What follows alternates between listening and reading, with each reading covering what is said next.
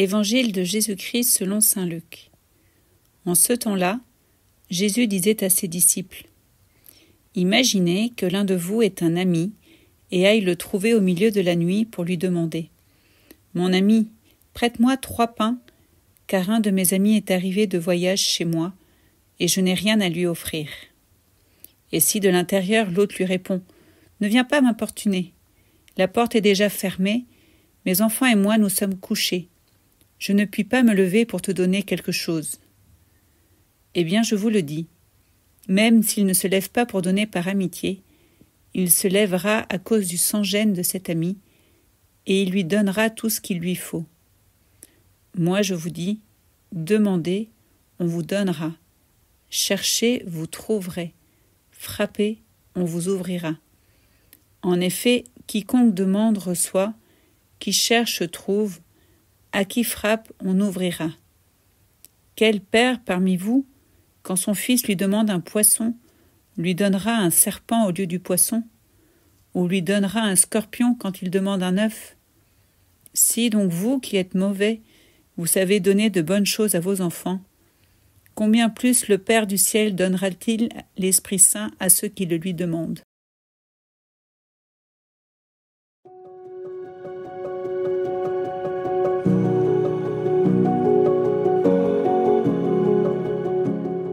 Les évangiles de ces jours-ci nous font réfléchir jour après jour sur la prière.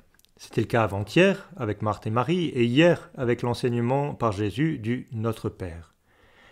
La parabole que nous entendons aujourd'hui vient renforcer encore cette invitation à tout demander et à tout attendre de notre Père céleste. Hier nous avons demandé « Donne-nous le pain dont nous avons besoin pour chaque jour ». Aujourd'hui nous sommes cet homme qui vient supplier à la porte de son ami ces pains dont il a besoin. Cette parabole est certainement là pour nous inviter à ne pas nous décourager dans la prière, mais elle est là aussi pour nous rappeler que celui qui prie doit bien rester conscient qu'il dépend entièrement de Dieu. L'une des grandes difficultés de la prière vient du fait que nous croyons encore souvent que nous pouvons maîtriser notre vie ou les situations que nous rencontrons. À partir du moment où nous comprenons que, d'une manière ou d'une autre, tout vient de Dieu, nous sommes alors en mesure de prier véritablement comme des enfants de Dieu.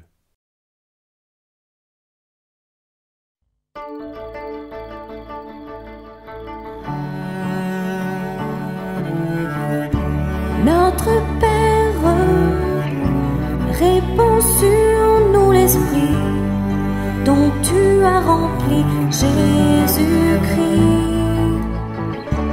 Par ta force, nous irons proclamer qu'il est vivant, ressuscité. Le Saint-Esprit descendra dans nos cœurs. Nous recevrons la force du Très-Haut pour aller jusqu'aux confins de la terre, et nous serons les témoins de Jésus.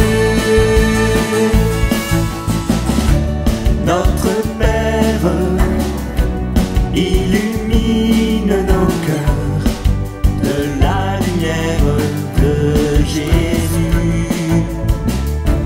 Ouvre nos yeux, viens chasser notre peur par l'espérance du salut.